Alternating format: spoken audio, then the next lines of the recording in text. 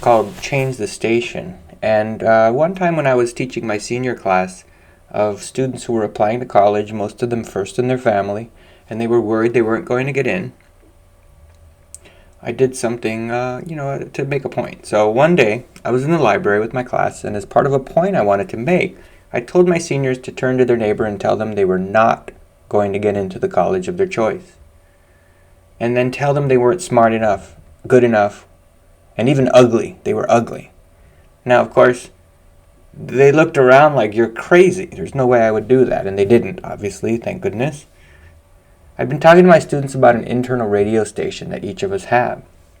When we're children, there doesn't seem to be a radio station at all, just a fresh sense of wonder at all the new things in life, and we want to learn and explore and see what's out there, and we start to ask, why, but why, what is this? And we're curious.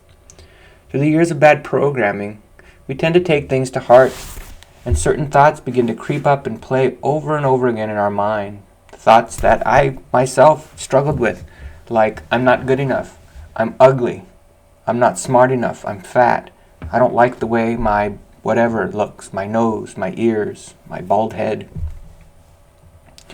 This beautiful little radio was something a student drew for me in order to help me make this point. So the students' reactions in this case were mixed. Most of the students looked around confused, like, are you kidding me? Like, there's no way I'm going to tell someone next to me this. Many of them were horrified and said, no, refusing to do it. A few students, perhaps too devoted, thinking I knew what I was doing, albeit to my horror, went ahead and said it. And many of them were sitting next to their friends, and we'd been in this program for several years together, so maybe that was why. And I noticed most of them were boys, and they were smiling. I don't know if that means anything.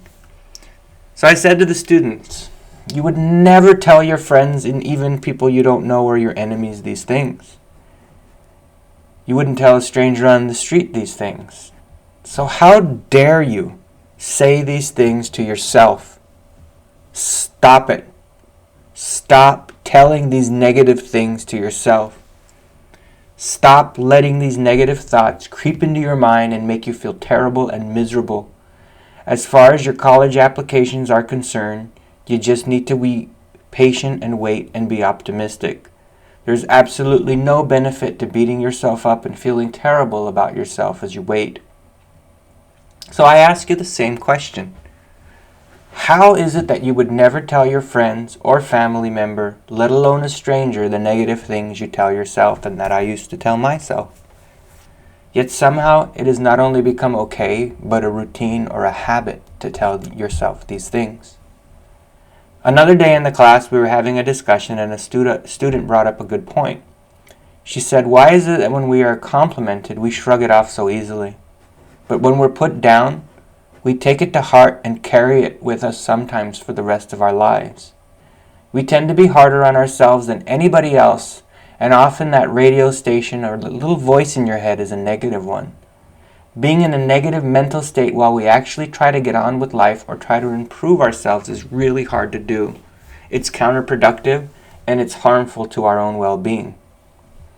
Imagine if you had a cheerleader or friends and family backing you and saying every step of the way in your journey in life, I know you can do it, I believe in you, or simply, I'm proud of you. How much better would you be at whatever you set your mind to? Now think of the reverse, because this is what happens to us. What if your friends and family were saying, you can't do it, you're not good enough, you're fat, you're ugly, you're this, you're that, the things I would tell myself. But that's essentially what we do to ourselves. Perhaps it's because at one point or another some loved one or bully or enemy or stranger said these things to us and they stuck. They had to come from somewhere. And they replay over and over this radio station, especially when we feel the most human and the most vulnerable do we hear it. These negative thoughts seem to creep up the most when we're not our best and feeling down. When you're happy and confident and things are going your way, you're less likely to hear those negative things. You don't say them to yourself. Or when you hear them, they don't stick. You're less likely to compare yourself to anyone else or to get involved in anyone else's business, like gossiping and what students call talking smack, or they use another word. It's when we're the most vulnerable, when we are tired, when we're stressed, overworked, or disappointed that we compare ourselves to others, and the radio station goes on full blast. Right? Well, think about if you were on a beautiful island with beautiful sand and a blue water beach, no clouds in the sky, sipping iced tea. Would you be thinking about criticizing someone else, or would you be enjoying the moment? So anyway, I know firsthand what this is like. I was very insecure growing up. And because of my insecurity and feeling that I wasn't good enough, I tended to have a pretty horrible view of myself. And it wasn't mostly even real. I thought I was disgusting. I thought I was ugly. I saw every pimple and I magnified it to the size of a cherry tomato in my own mind. In 6th grade, having come back from Canada after a summer of visiting my grandparents, I was overweight and a little chubby. The first day of school, my friend looked at me with seriousness and conviction. He was not even trying to be mean. That's what hurt the most. With the seriousness and conviction only a 6th grader could have, and said, "I never realized you had a double chin." I felt hot and dizzy and wanted to cry at that moment, and I'm sure I welled up with tears. And that was part of what created the Pandora-like or Spotify-like radio station of my body's negative self-image. Even later, when I was a marathon runner, I still didn't think I looked all right. And you know what happened a day or two before that was when I came back from Canada, my dad was upset. He was upset that my grandma gave me all these great, delicious cakes and cookies and all the food she was cooking, which was amazing food. And really, I should have had better self-control, if I'm honest. But I heard him sort of scolding my mother, how could she do this to him? I'm never going to let him go back there again. And I thought he was serious. He was just frustrated in the moment, and he was concerned about his son. But it created this negative self-image I had in my own mind, where I just started that radio station and it kept playing and playing and playing. From then on, I was extremely self-conscious about how chubby I was. I was always feeling fat. I swam in the swimming pool with my shirt on and wouldn't take it off at the beach or in any pool. I tried my best to slip quickly in and out of my clothes in PE and made every excuse not to shower, feeling humiliated when I did. I think a lot of us have gone through that feeling. Years later, when I began running and lost weight, I became self-conscious of being too skinny, right? And the Buddhists say too much, too little, never satisfied. So now I felt too skinny, and then I started to get hair on my arms, and I started to feel too hairy. I didn't like how big my nose was. I didn't like that I had what you would call a butt chin or a dimple. I had so many insecurities, and the radio station ran wild in my head. And that was me when I came back from Canada. It wasn't so bad. But in my mind, I saw myself as disgusting.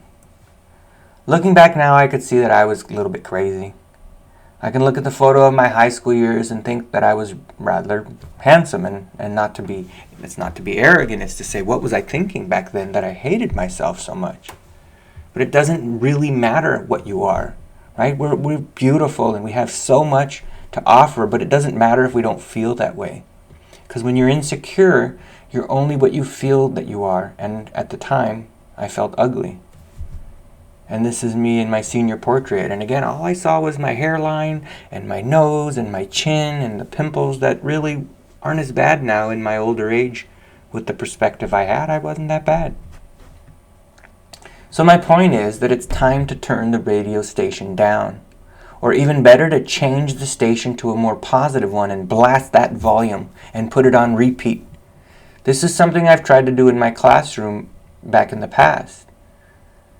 The year that I wrote this, I began telling my students, you're beautiful. I even wrote it in big bold letters on the door, and maybe I need to write it again. Occasionally I would ask a student, what are you? And I was expecting the response, because I kept doing it, beautiful. And sometimes I would ask, what else? Hoping they would go on and tell me some other of their great qualities. And for boys, if they wanted to, I'm handsome. Or I'm awesome. I once asked my student to think about when they were a child, or think of any child. Aren't they cute? Aren't they beautiful? Yes. So what changes? It's only our perspective, our thinking. By our very nature, we are still beautiful and handsome, but all of the negative things we've been told from people we know, from strangers or from the media, from these images we get, begin to change our minds so we forget we are by our very own nature beautiful, handsome human beings. Whether or not someone thinks we're hot or attractive is a matter of personal preference, and everyone finds someone beautiful and attractive. It's like choosing between Sprite and Coke or Dr. Pepper. Does it make one better than the other? Well, to some who like one or the other, it seems like it, but no. Often when we're immature, especially younger, if somebody doesn't like something that we like, we automatically think there's something wrong with it. If you don't like rap music, ew, gross. Rap music's horrible. Ew, gross. Country music's gross. Right? That's immature. That's not true. You don't like it, but others do. When we're mature, we can understand that others have different tastes. Just because you don't like it doesn't mean it's bad. It's just not your taste. So the question is, how do we begin to change the station? You can help others to change their station by pointing out their finer qualities. And I don't mean lying to them, but actually vocalizing your thoughts and feelings to your friends, your family, especially younger ones, but even adults. When someone does something nice, you can say, that's so thoughtful of you. When someone you haven't seen in a while bumps into you, you could tell them how beautiful and handsome and awesome they are. You can ask them directly, what are you? Or do you know what you are? And tell them they're beautiful, or smart, or handsome, or funny, or a host of other things that you know that your friends and loved ones are. If we take what my friend told me as true, and even if it's not true, I believe in the principle of it, if you believe what they said is true, it takes several positive comments to balance out the negative ones. In fact, the study said that. So we need to get on it. What about yourself? Can you begin to tell yourself the same, to write it down? Put sticky notes on your mirror in your refrigerator. I literally did this as an adult and it helped. I'm handsome, I'm beautiful, I'm strong, I can do this, I'm smart. I had a former student once tell me that he would often look in the mirror and loathe something about himself, but now he's gained more self-confidence. He's learned to change that station, and when those thoughts creep in, he says he looks in the mirror and has thoughts that pop into his head, or he used to, like, our eyebrows are gross. He verbally says to himself, I appreciate your opinion, but I disagree. He tells that voice, I appreciate your opinion, but I disagree. When you look in the mirror and say, oh man, your pimple, you're so gross, you say, I appreciate your opinion, but I disagree. Slowly, he said, by doing that, he was able to stop the negative thoughts and change the station. I did it. I would put up sticky notes. I would tell myself, you could do this. In fact, in other times, it was what they call self-affirmation. Affirming something, reinforcing something is what that means. And you can get them. You can get daily affirmations on the internet if you'd like. But even when I was going through difficult times, I would say, I'm happy, I'm healthy, I have everything I need. Other times, before I had more confidence, I would say, you're handsome, you're beautiful, you're good enough. You could do this, you're smart. Whatever it is. Take whatever you're telling yourself and do the opposite and say the opposite by turning it into a positive. And so is this silly? It cannot be any more silly than how you treat yourself and how we sort of leave that station on and let ourselves feel and become self-loathing, and the way we hurt ourselves and the way we treat ourselves. So you can do this too. Catch the negative radio station. Be aware of it. And then change the station. Reverse it. What are some of the other ways we could change the station? One of the most important tools I found for getting out of my head and changing the station is doing something kind and helping others.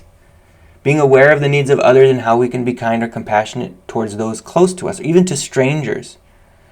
What it does a lot of the times is it gets you out of your head, it gets you out of the negativity, and it gets you to do and feel good about helping others. And even if it doesn't help you, you're helping someone else get better and feel better and to be better. And undoubtedly that'll make you feel good or help you in the long run. But it really does teach you about yourself. And you're doing it because you're awesome. Because you are awesome. And helping other people really is awesome. We wouldn't be where we are today if people in our family and friends and even strangers didn't help us. So while it's not the only way, it's definitely a way that benefits you and those around you. And then in turn, those that they come in contact with, it spreads. Because a happy you and a more positive you will be more likely to create a positive environment and do more good things for yourself and for others, and it'll grow and build. So feel free to leave a comment, and again, change your station. What are you? I am beautiful, or I am handsome, or I am strong enough. And thank you to Angelica Gonzalez for her awesome painting of the radio, and to Evelyn Quintana for her drawing of I Am Beautiful, and for reminding us what we are.